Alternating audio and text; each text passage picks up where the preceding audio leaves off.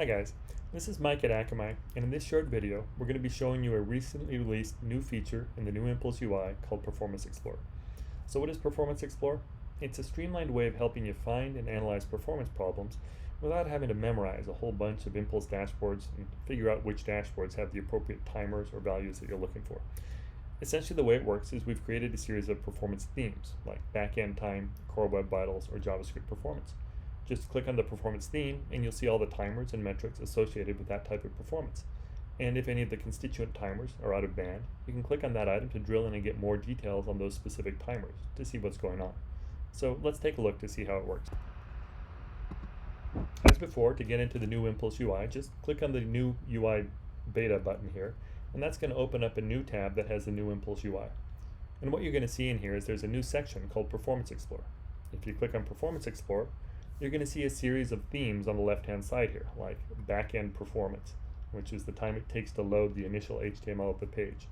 Core Web Vitals, which are those specific performance metrics identified by Google for user experience. JavaScript performance, which is how long it takes to load JavaScript and how long it takes to run JavaScript on the page. Visual performance, like the different paint timers on the page and how long they take to load. And perceived performance, things like time to visually ready and first contentful paint that shows you how long until visual displays are made on the page.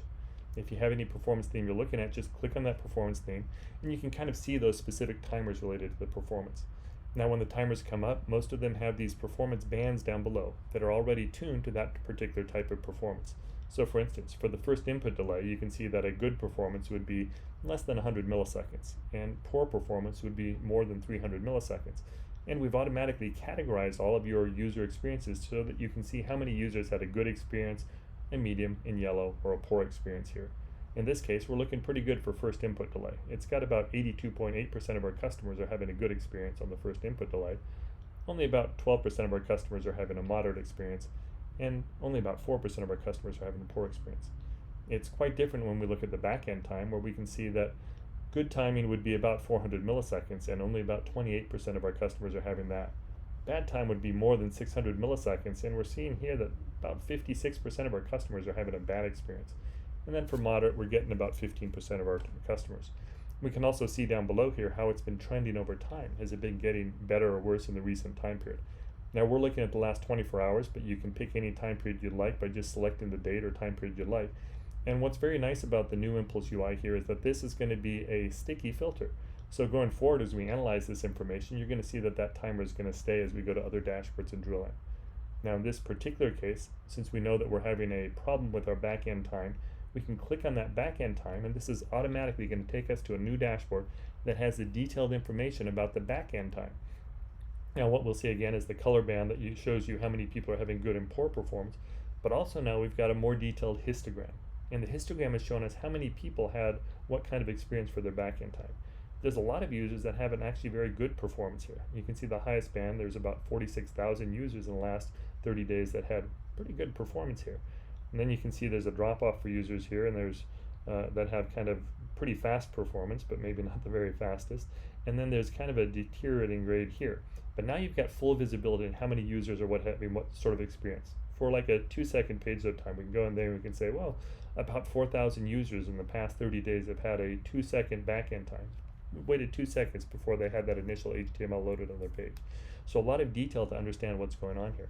As you scroll down, you can see the back-end time over time and what was the number of page views measured with back-end time, and then even breakouts by country so that you can see if customers from different regions are having better or worse performance for this particular timer, or if specific pages are better or worse for the back-end time.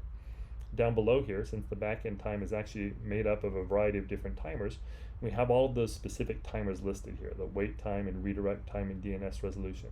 And again, every one of these timers shows you how many users are having good experience for those timers and medium and poor experience down below here. And every one of these timers is also clickable. If you want to drill in and look at the redirect time or waiting time, just click on that. Now, in case you forget which are the constituent timers for the back-end time, there's a new widget also available called Related Timers.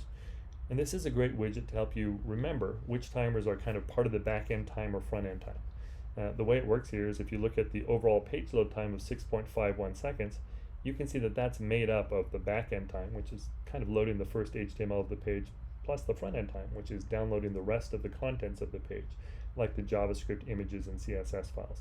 Now, for the back end time, which is the time it takes to download that initial HTML, you can see that the time it takes to download that is composed of the unload time, basically unloading the previous page.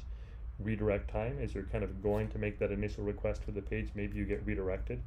Service worker time, in case you have client-side service workers that are going activating, how long it takes to fire those up. And then resolving the IP address with DNS resolution time, TCP connection, and TLS time.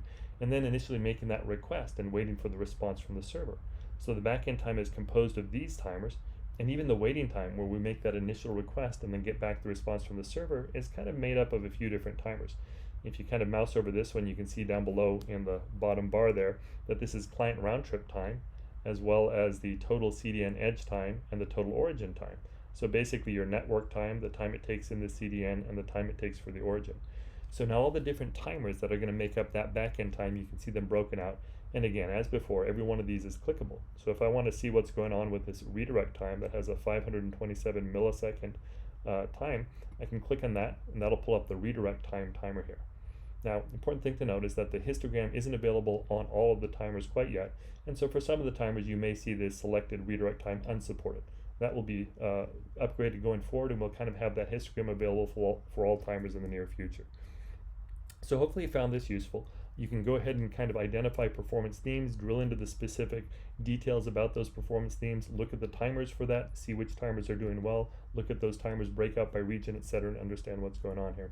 You can also, if you want to go to specific timers, click them from the left-hand side here to pull up those specific timers to see what's going on with those timers.